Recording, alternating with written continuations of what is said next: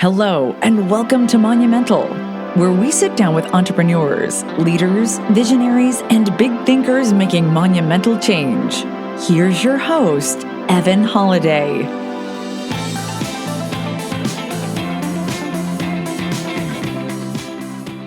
Welcome to Monumental. I'm your host, Evan Holiday, and today on the show, we have with us a good friend of mine, Mike Flaherty. Mike, how you doing, man? Great to have you on the show. Good morning, Evan. It's an honor to be here. Thanks for having me. Yes, love Mike's energy, love what he's doing. A little quick background, Mike and I are both in the same mastermind together, the Infinite 8 Mastermind. Some amazing guys in there. But a background on Mike, he's the founder and managing partner of L5 Real Estate Investments. Throughout his career, Mike has been involved in the ownership, development, and entitlement of more than 200 commercial and residential properties nationwide, valued at over $1 billion. And these include multifamily, resort, hospitality, office, retail, large master plan residential communities. I think he's done pretty much every sector of commercial development, it sounds like. He's worked internationally, domestically for Lend Lease, British Petroleum and Toll Brothers.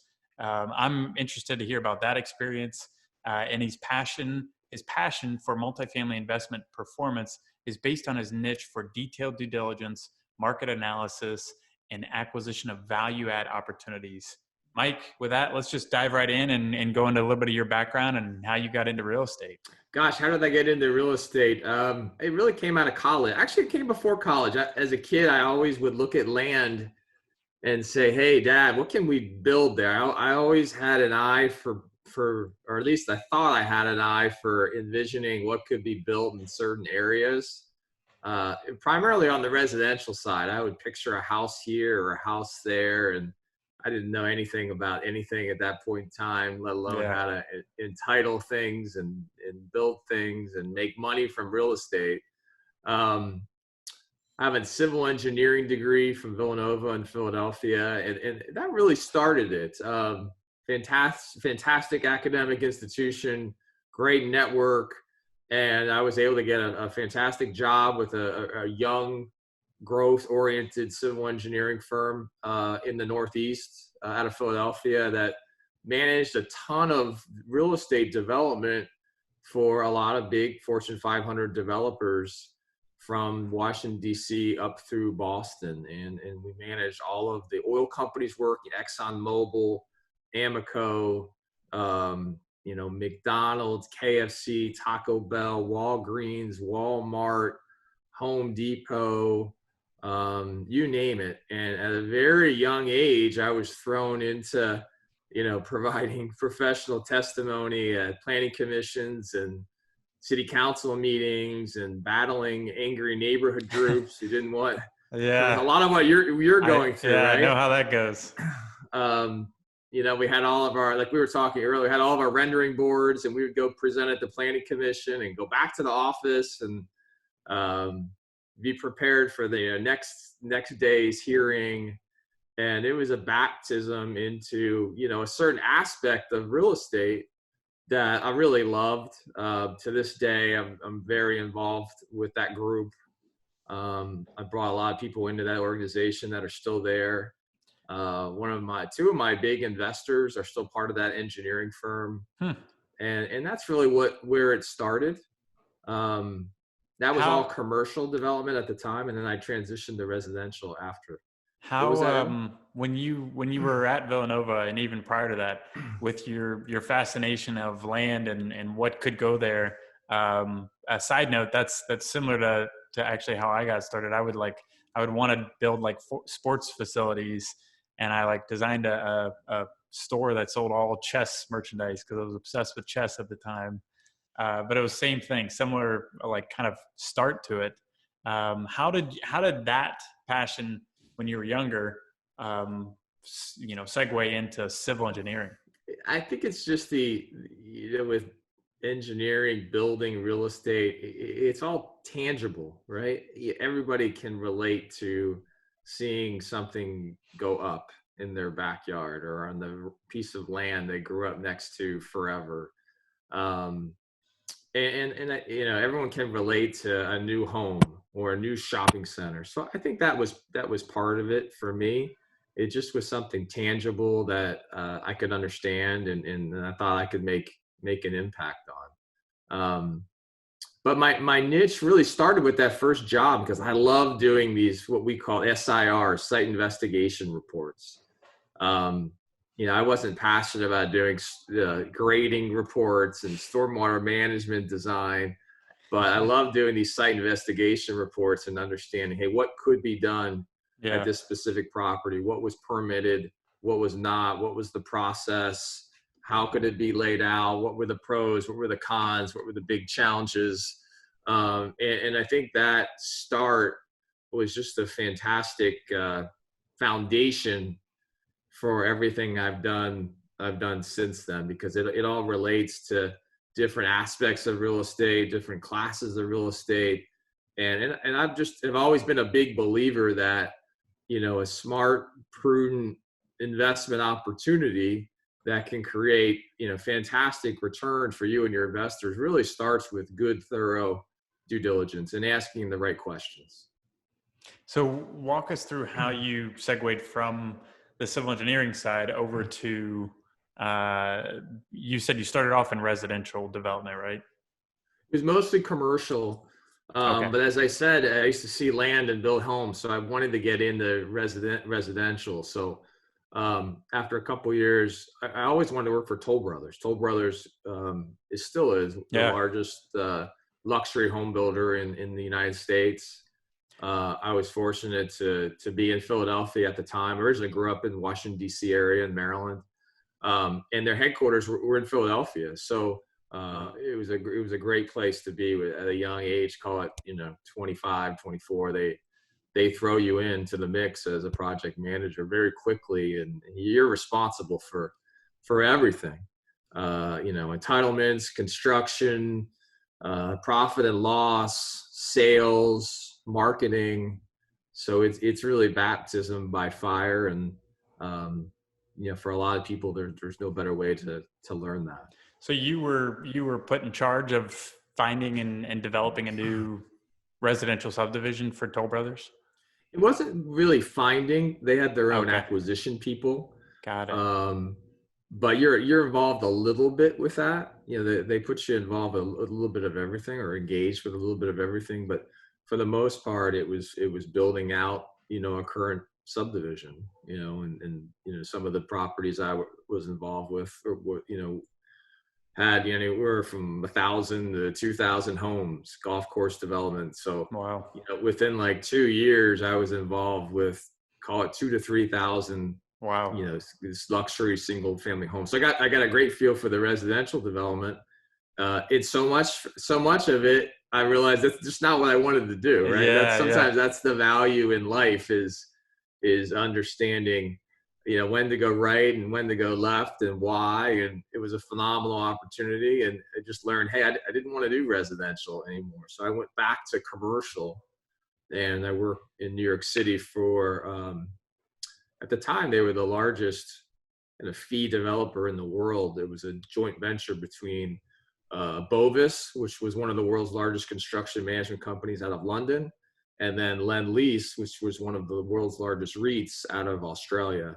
And we had a partnership called the Global Alliance with BP, British Petroleum, out of London, and we were managing their retail real estate development across the world. And I was happy to be back in the commercial world for a bit. So, another quick side note, I actually applied for Toll Brothers right out of college. Oh yeah.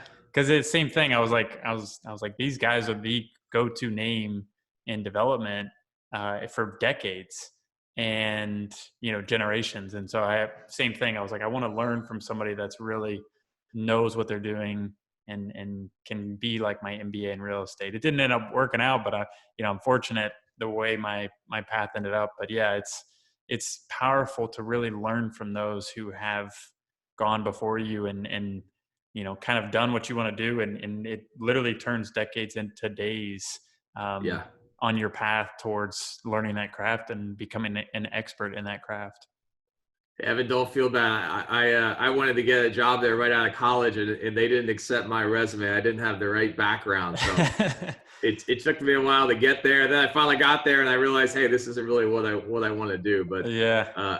I agree with you. It's important to learn from the best and surround yourself with the best, and it helps you make a lot of really smart decisions down the road, especially when you're trying to figure out, what you're passionate about, what you want to be successful at.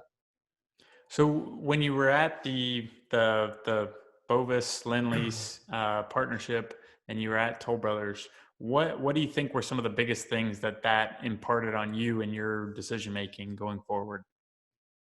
Yeah, they have both of them. Toll Brothers in particular has a very unique structure to them. It's very black and white, and a lot of people can duplicate it, and they can plug pieces in and out very easily. Um, Bovis Lend Lease, massive international partnership corporation, just great people from the top to the bottom and the bottom to the top. Very experienced people working domestically, internationally. They just knew how to get it done. And when you surround yourself with those organizations and with those kind of people, good things tend to come. At a minimum, great experience and great relationships. And I've stayed in touch with a lot of those people through the years to this day. So after Bovis Lend Lease, walk us through how you got to where you are today. Yeah, I was there I guess I was there for 5 years in New York, and then I went with them from New York to Los Angeles.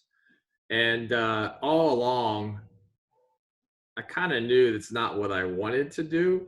I had done so much for developers where other people had made a lot of money, but I didn't understand how to make the money side of it. I always wanted my own business. I always wanted to go out on my own. And I really always wanted to be a real estate developer like you, Evan. and I was trying to gather the pieces in order to do that. And about at that point in time, I came to the realization that, hey, I have a lot of the pieces. I just didn't really understand the financial side of it. So I wanted to go back and get my MBA. But on the side, I was playing around with certain things. I was looking at land. How can I buy this myself? Can I entitle it? Can I flip it?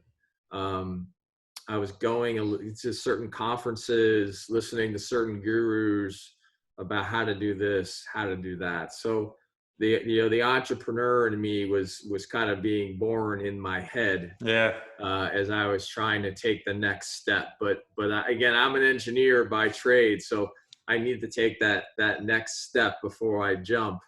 And at some point, with a lot of people with that type of personality, is you just take step after step after step after step, and you never jump.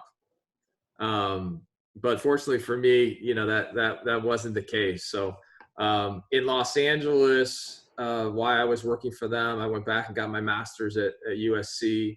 Fantastic program. Their entrepreneurship program is tops in the country. And the founder of the entrepreneurship program became a very close friend. And, he started to do what you and I talked about earlier. He put me in touch with some really successful developers nationwide, specifically out of Southern California. And I had these informational interviews, and I would explain what I wanted to do and why I wanted to do it. And most of these guys, actually all of them, I still remember where I met the two gentlemen. They both said, "Hey, Mike, you're ready now. You're ready to jump. It's time to fly." And it's about that time I left the corporate world. I partnered with some investment bankers and successful real estate guys out of Manhattan Beach, California. And we started to do some development in Southern California and in New York.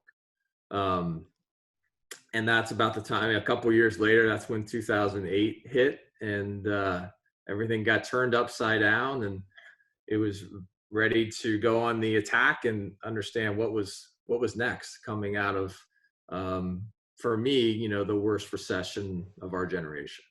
Yeah. And I want to dive into that, but I want to quickly back up to what you said about the informational interviews. I think that's good to highlight for our monumental listeners, because that's something I always talk about. Anybody I talk to, coaching clients or just friends or colleagues, it's trying to think about how you can start up conversations with people who are ahead of you or where you want to be, or mentors or potential, partners.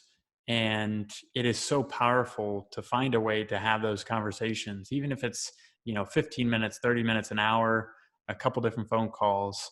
And that's kind of what a podcast is for me and other podcast hosts, is it allows us to connect. It allows us to build a relationship, and it allows us to dive in and build a deeper relationship, and for our listeners to learn your craft, just as you did many years ago. You're a pioneer, learning from those ahead of you. Yeah, some people are super successful just jumping and doing it. Some people, it takes time, and they need to have the background, the experience, take the right steps to get to that point. And sometimes things just happen to you and they throw you into that spot. And for me, 2008 was part of that. I told someone the other day, it's like, hey, I was made in 2008, because that's when, at that point in time, I had done a little bit of everything. Hospitality. I was flying around in helicopters, landing on deserted beaches in Costa Rica and Dominican Republic and Puerto Rico, and it was really cool and new and sexy. Great things to add to your social media sites. But none of that panned out. 2008, it didn't matter how good you were, how smart you were, everything shut down. Everything got turned upside down, which for me was some development projects in New York and Southern California, and the office condo market got shut down, and it was time to go, okay, this was really painful. I lost a lot of money, but what's next? And as Warren Buffett has said over and over and over, it's what do you want to buy when there's blood in the streets? Yeah. And certainly that was the case then. And we might be in a very similar circumstance here shortly. So what were your biggest takeaways from that painful experience of the 08-09 recession? I think one was just education. Being able to quickly make decisions based off of your background and your experience. I think surrounding myself for a decade with good people and good mentors was very helpful. But it was, a lot of it was the belief that so many of us have, when you jump, you always know you're going to land on your feet. And I realized very quickly, hey, this was not a time to be depressed. This was an opportunity. It was time to be opportunistic going forward. Now's the time when money is to be made and opportunity is to be had. So that was the big takeaway for me. But going back to my comment on education, it was time to learn and make a decision. Okay, I had done office, residential, retail, hospitality, resort development. Okay, I was the jack of many trades. Yeah. Which growing up, I thought that was a good thing. I love to be the well-rounded person. But I've also learned that a lot of success comes from, and you and I have talked about this with what you do, picking one thing and becoming an expert at that one thing. So I researched, I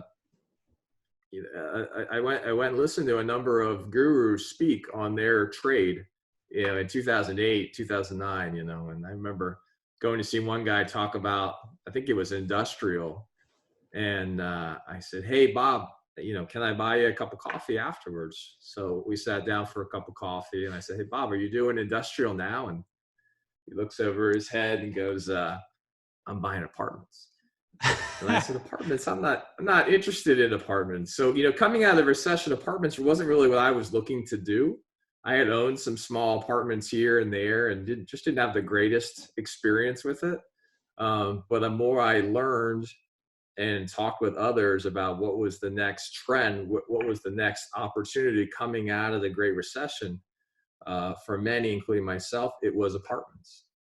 People needed a place to live. Millennials were in their prime.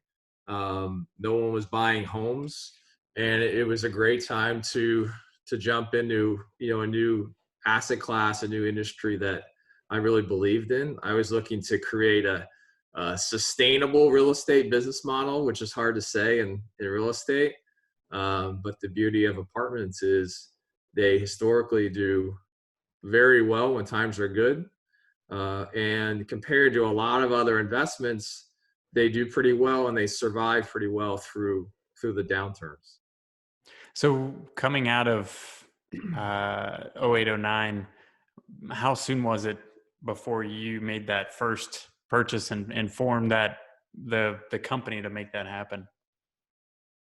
Yeah, the first deal was an 80-unit deal built in 1982 in Odessa, Texas. I was part of a networking group. Another gentleman had this deal under contract. He was struggling to raise the capital to make it happen, needed a partner. So I partnered up with him.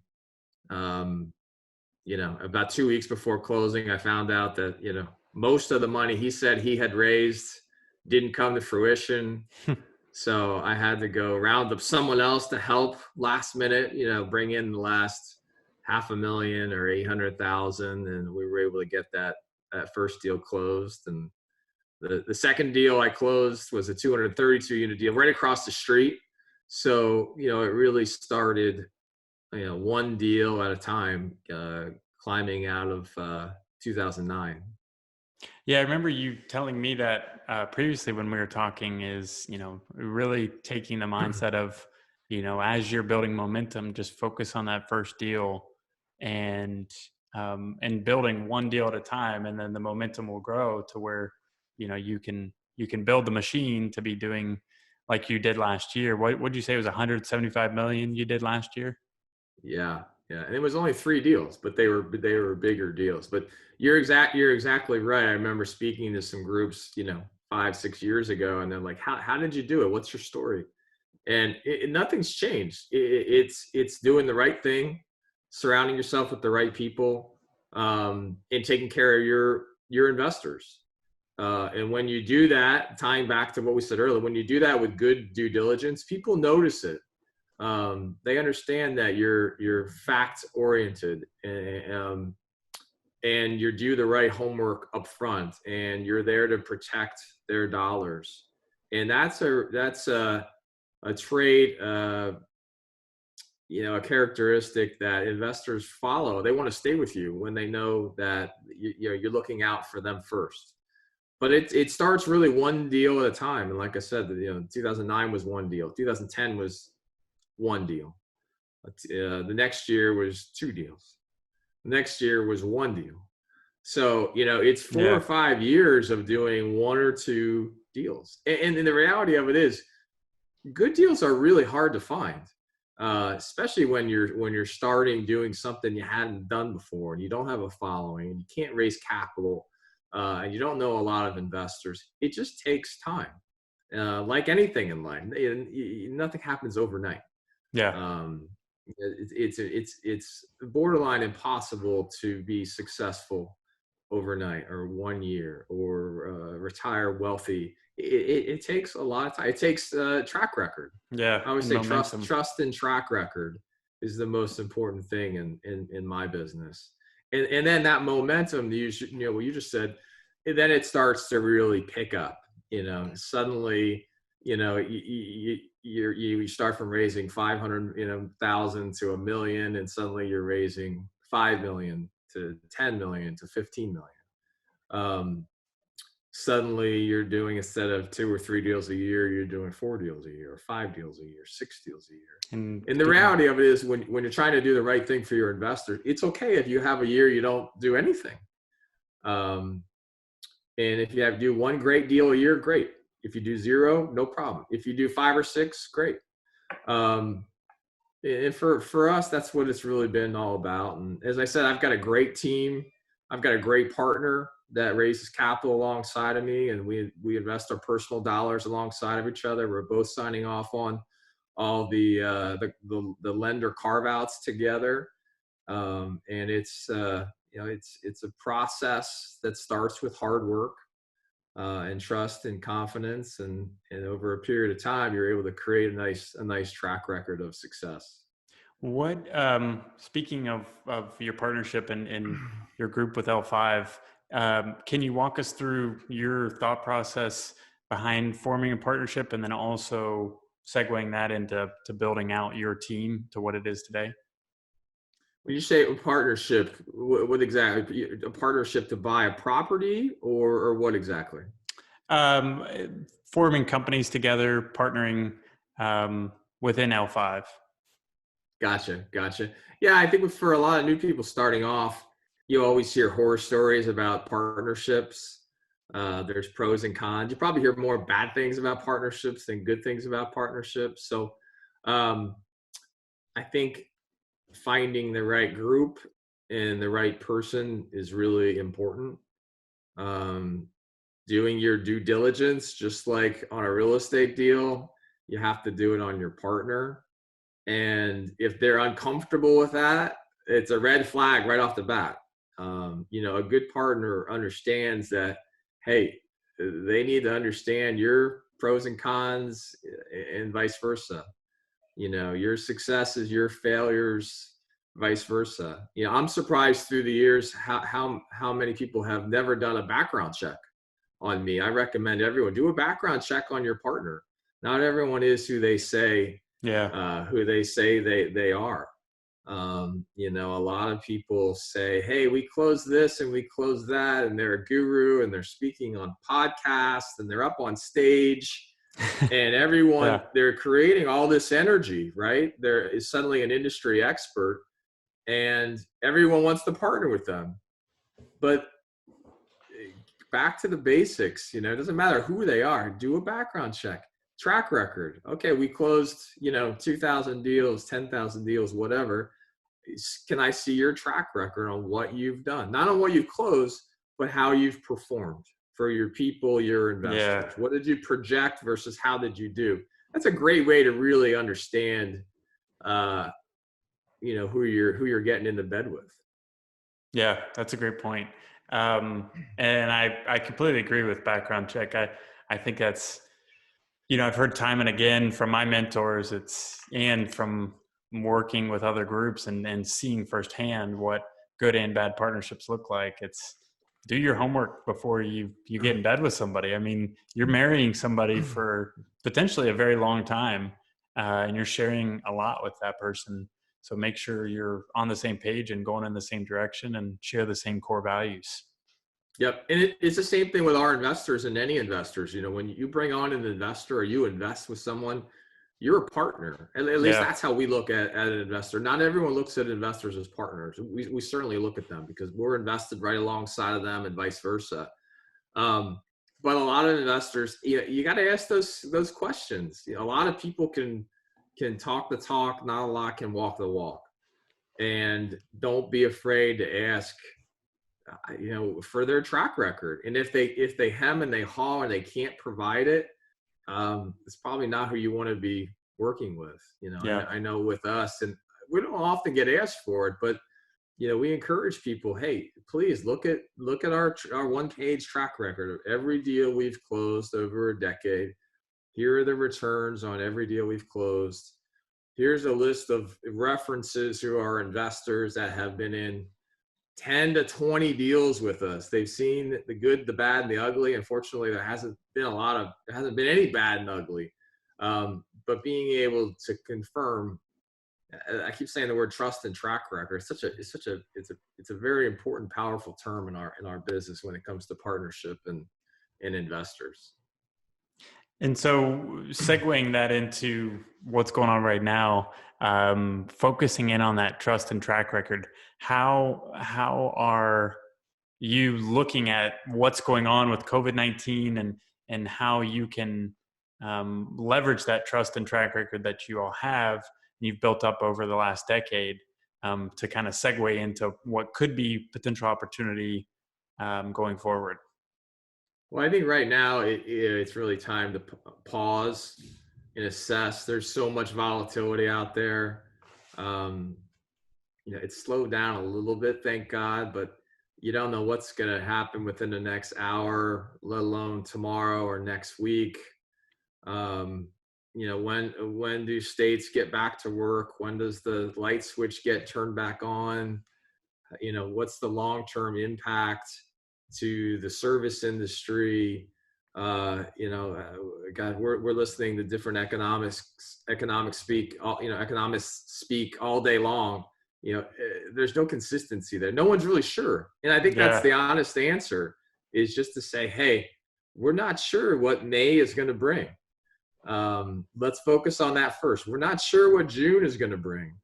When does this recover? I don't know. I love multifamily because we're so focused month to month on financials. We have short-term leases typically that are 12 months. So I'm confident that we're in a great spot to really understand where we hope and think the bottom is, when occupancy stable out, specifically economic occupancy stables out, delinquencies slow down and stabilizes. Across my portfolio, we're in 10 states from California to Virginia, west to east, east to west. So we have a really good, I think coming out of this, we'll have a really good feel for where we're at. Again, with apartments, I'd say 50% plus of our tenants are directly tied to the service industry. So I'm right now we're 100% focused on our properties and collections and heads and beds and keeping our tenants safe and our people safe, and hoping they pay their rent through this. And fortunately, we've seen that. I think I told you last month. Gosh, April 1, the last 2 weeks of March were so crazy. I wasn't sure if anyone was going to pay rent on April 1.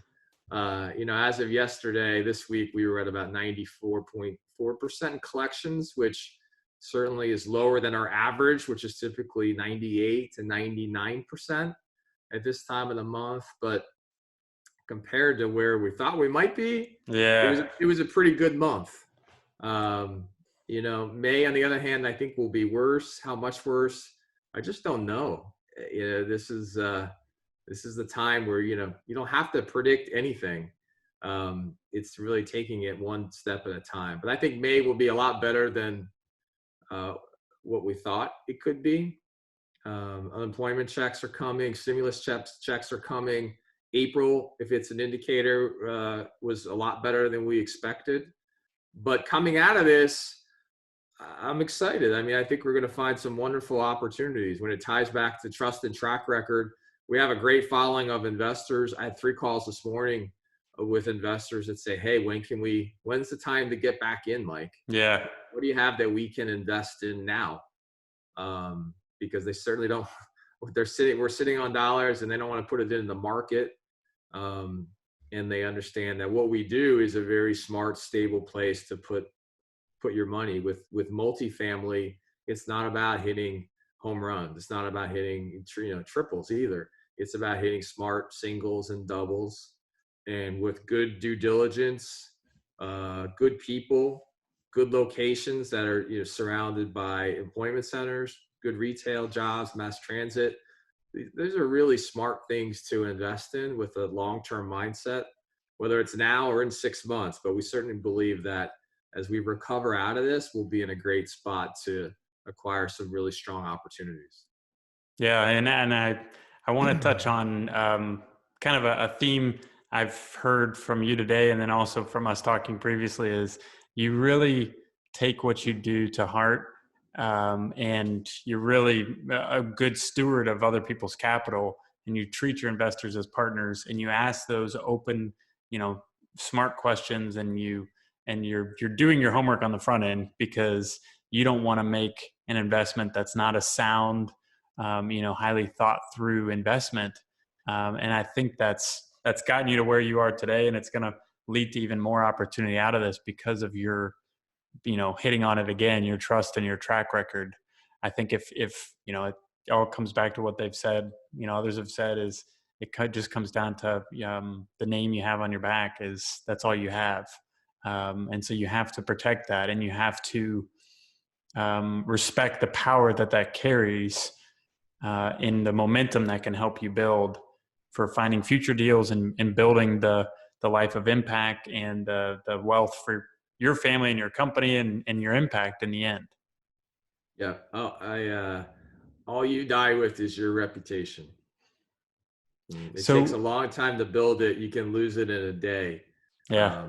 But if you're patient about it and you do the right thing and you do your homework, you treat your partners, your investors with respect, there's a lot of good that can come from that. Yeah. And patience too. What you said, I think right now is like, hey, let's just focus on the properties we have and making sure they perform well, and then preparing our investors and preparing for the next round of opportunity. Yep. Yeah. I mean, we're buying a property right now, and our initial offer was at 31 million. We're now under contract at 27.5 million. Wow. As of a week ago. So, there's going to be some opportunities out there. This is a unique opportunity because we have an investor with some significant 1031 money that has to deploy it now, or he's going to lose $2 million in taxes.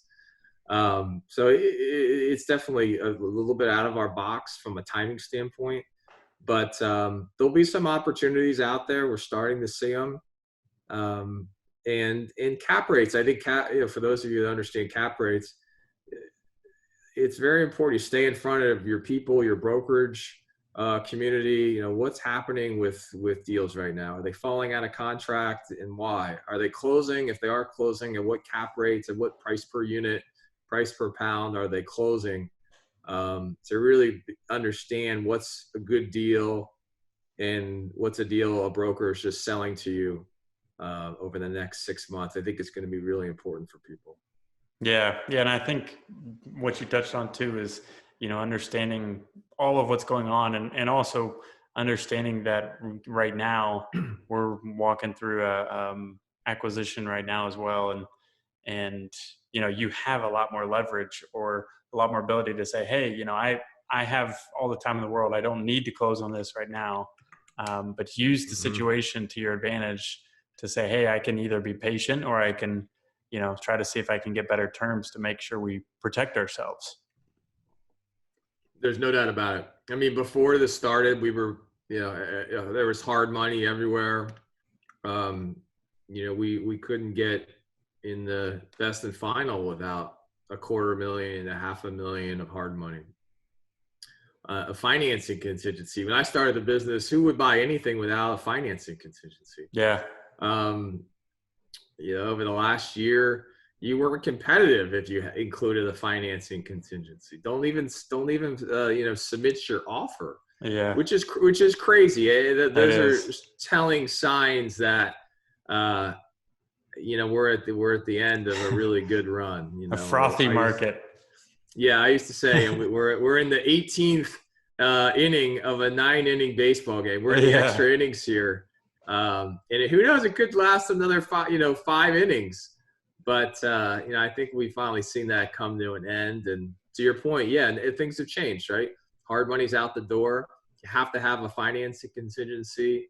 The nice thing is, in comparison to 2008, there was no debt, there was no equity. Now there's still great debt out there. Fannie and Freddie are still in business.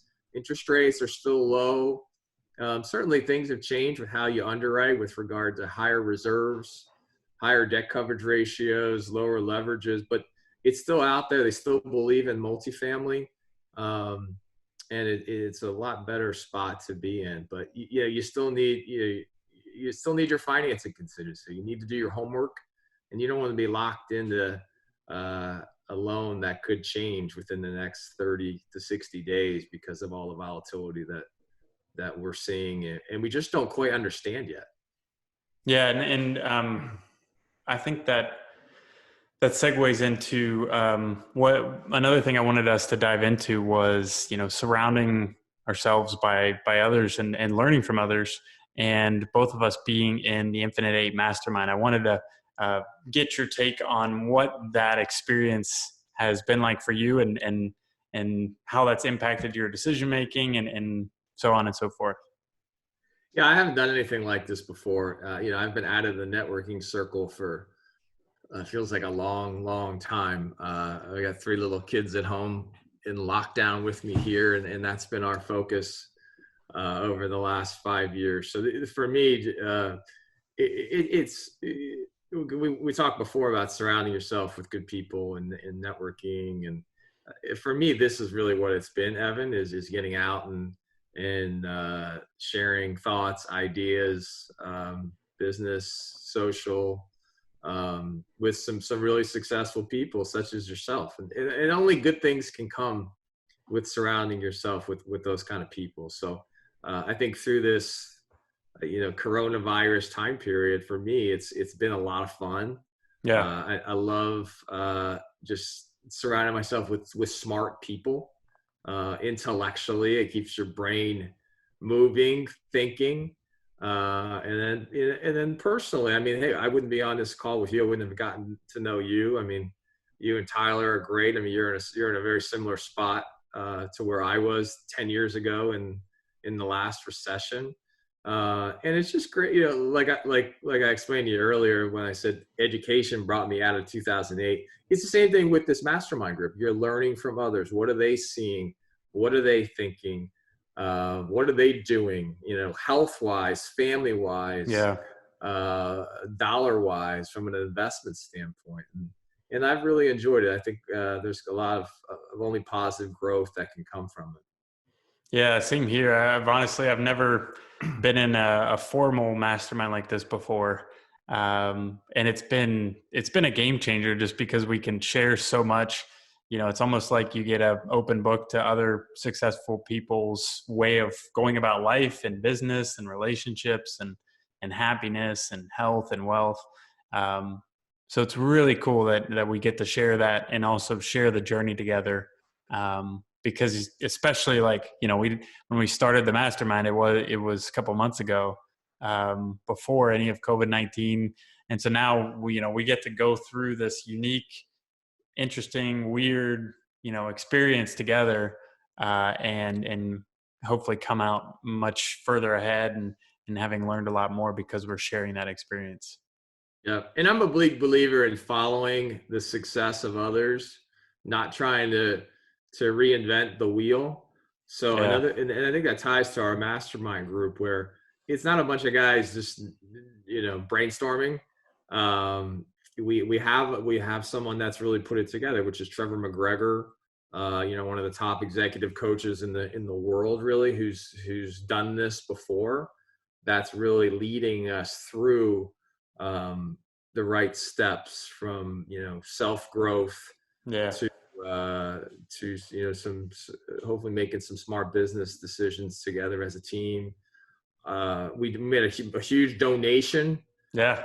to a charity that's helping navigate COVID right now, which is called Family Promise. We made that as a big decision together, and we're seeing. Yeah, I think you mentioned you and your fiance were going to make a donation. One of my properties made a big donation the other day, so there's a lot of good that's going to come from it, Evan. Yeah, exactly. And I wanted to touch on that. I know that's been part of your mission and your impact previously, and then even we've talked about how you want to dive into that even further. Of how can you give back? How can you take what you've gained throughout your life, and how can you figure out how to help others on their journey? Can you touch a little bit of what you've been able to do to date, and then what you see going forward?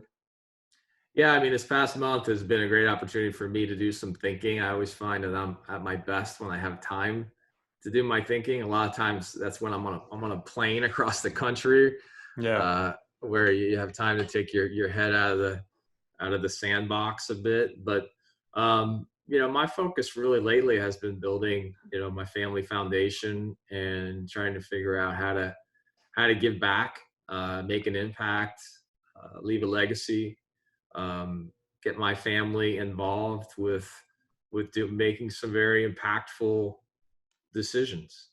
I'm looking at a list here in front of me. I'm going to be on the board of an innovation startup acceleration nonprofit to help other charities make an impact on COVID coming out of this.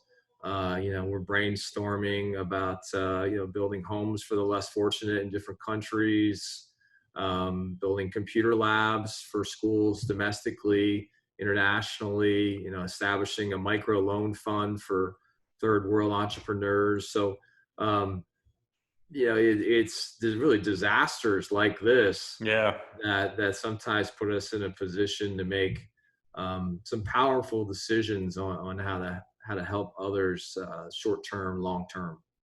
That's really, really cool what you're doing. And I think that's exemplary for our listeners and for myself. How can we constantly be thinking about how we can impact others who may be a little bit less fortunate than us, and trying to have, just as you're reaching up to learn from your mentors, you're reaching down and helping others, and pulling them up. So I think that's really powerful, and that's going to have an amazing impact. And also, even like we talked about offline, is there's just like COVID-19 and recession and different, catastrophic world events, economic events like this, they typically, a lot of times they affect everybody, but economically they typically affect those that were already at the lower half of the economic or social ladder. And it's unfortunate, but those are typically the families that they're already down. Sometimes they get, hit even harder, especially now COVID-19. There's families that work more in retail, more in physical jobs, physical locations, are getting sick more often. They're at risk a lot more. And so it's going to take a lot more action and a lot more like thoughtful, intentional purpose towards helping those families coming out of a situation like this. Yeah, there's no doubt about it. And we just don't know how long this situation will last. I mean, there's a lot of us that think this is a 3-month period and we're back to the norm.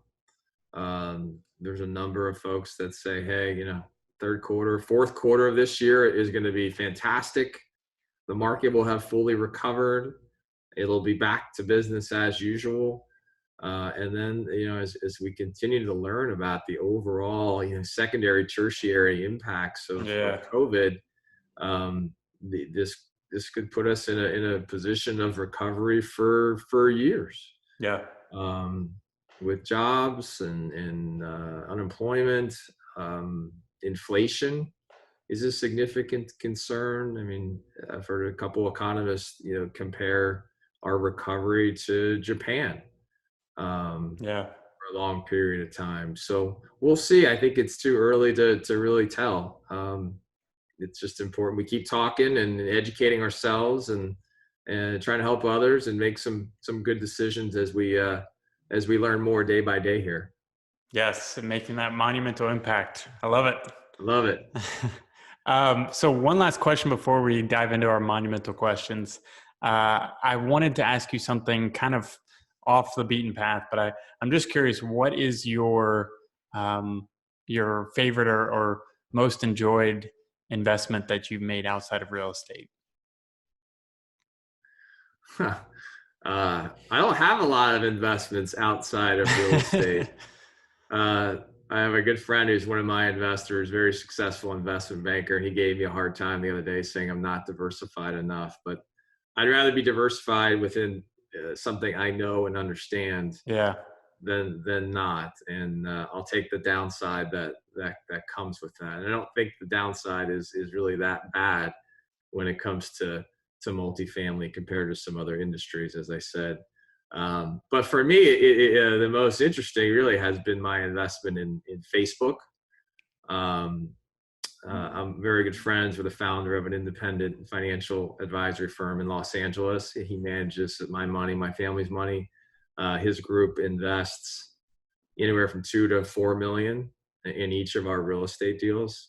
So we know them pretty well, but he put me in an opportunity to invest in Facebook, pre-IPO. Oh, wow. And if you remember that IPO, Yeah. it got mishandled there a bit, and it looked really good. And then for the longest time, it was pretty flat, right? Yeah. And when we invested, pre-IPO, you're buying from a private individual, and my friend had negotiated. I guess in order to do that, you had to set up an investment club in order to legally buy off private shares and have it be approved by the SEC. So this investment club had found someone in Europe that was willing to sell some of their shares, private shares of Facebook, and it was one of the early investors, and we struck a contract with him, and we just waited forever, Evan, for him to Yeah. sign the paperwork. And the secretary kept saying he travels a lot. He's not here. He's not here. So finally, my friend called me into the office and said, "Hey, I got the deal done. Let's come on in and sign the paperwork." So we finally got it done. We're signing the paperwork, and I'm walking out of the office, and I said, "Hey, Spencer, who was this guy anyway?" I think it was David Hewson. I'm gonna look it up because it's kind of funny. And we had to do the same thing. We're like, who is that? Yeah, David Hugh. Who the heck is David Hewson? And you Google it, and it's Bono from U2. So for the longest time, the Facebook stock wasn't worth much, but the signature of having Zuckerberg and Bono was worth its price in gold. That's awesome. So that's my most interesting non-real estate investment story, and as a result, obviously Facebook stock has recovered, to say the least. But Yeah, that's an interesting story. I did not expect that at all. I still have that signature block in my office with both their signatures on it. That's awesome. I love that. I'm glad you shared that. So let's dive into our monumental questions. What does success mean to you?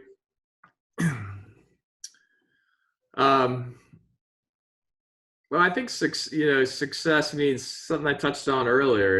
It's, hey, when you leave this world, you leave it in a good place, a better place. You leave with a good reputation. You made an impact on others. You made an impact on your family. You made one small step to make the world a better place. The size of that step is obviously dependent on the person and their opportunity and their impact. But for me, big picture, that's my definition of success. That's really interesting. I've never said that or told that to anyone. But, and for me personally, it really ties to that. It's trying to leave a legacy for my kids, my family, and in trying to continue to make an impact on my business, our employees, both in the field and in the office, to help us to get to where we're at. Continuing to make an impact to our investors. We couldn't be anywhere without the trust and loyalty of our investors. My family, and trying to, I mentioned a couple ideas earlier, trying to continue to explore how we can consistently give back and make an impact to others who maybe haven't had the opportunities that many of us have had in growing up and through life. Yeah, I love that. What about morning habits or daily rituals that you have? I drink a lot of coffee. I'm definitely a sports guy. I've done a better job getting in shape lately. I'm not a very habitual guy. I'm a very project by project guy. Where when things are hot and heavy, I'm all in. Day and night, sleep is optional. But I'm not one of these guys that has this unique habit that keeps me going. But I think I'm very grounded in that I always go back to what's important, which is people, family, trying to stay healthy more than anything else. I know a lot of people read. I'm not a huge reader. I used to be. I'm trying to trying to improve a little bit. I think you and I were talking about this book the other day. But continuing to try to reinvent yourself, stay consistent, make an impact overall. One habit I like to do is really just give me some time to think, clear your head, think out of the box, brainstorm. I think is a very healthy activity for at any point in time, especially now. When it's easy to be all over the place. We're not used to working at home. Our schedules have been turned upside down. Our habits are very different. And it's very easy to lose focus during a period like this. Yeah, I agree. I think that was something for the first part of, quarantine. I think I was kind of running all over the place. And then I was like, wait a second, I need some time for me, for my thoughts, for brainstorming and no distractions. And I think that like going to Cal Newport's book, he talks about in Deep Work, he talks about, he's like, having you time and focus time for a couple hours is so powerful. And we need more of that. There's no doubt about it. I wish I could give myself more of it, but when I do, it's powerful. Yeah. So what about, you mentioned what you were just holding up. For those who aren't watching the video, he just held up the Principles book by Ray Dalio. As far as favorite book or book you're currently reading, are there any other books on top of Principles? Yeah, my go-to book is Think and Grow Rich by Napoleon Hill. I was talking with Trevor about that the other day, but I've probably read it 5 times and I've never finished it, which is really interesting. It's my go-to book for focus and motivation, but I often get halfway through and I've got my fix and I'm ready to go. Yeah. It's underlined and highlighted through and through, but I was trying to find, I couldn't find it before our call here. I wanted to take a look at it, but if someone told me I only made it 3/4 of the way through, it wouldn't surprise me. I love it. Yeah, that's a monumental book.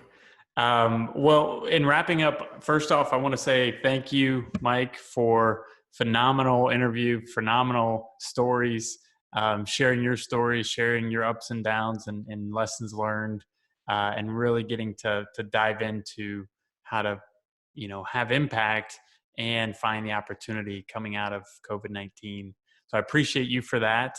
As far as our Monumental listeners following you or reaching out to you, where can they go to do that? Yeah, sure. Our website is L5invest.com, letter L, number 5, invest.com. We're actually in the middle of redoing our website. It's a little dated. And then my personal email, if you have any questions on multifamily, have an interest in investing, whatever, please reach out to me. It's Mike, M-I-K-E, at the letter L, the number 5, invest, invest.com. And then Evan's got my phone number. Don't hesitate to call or text as well. It's a great time to stay in front of each other right now. I love it. Guys, take Mike up on that. He is a wealth of knowledge.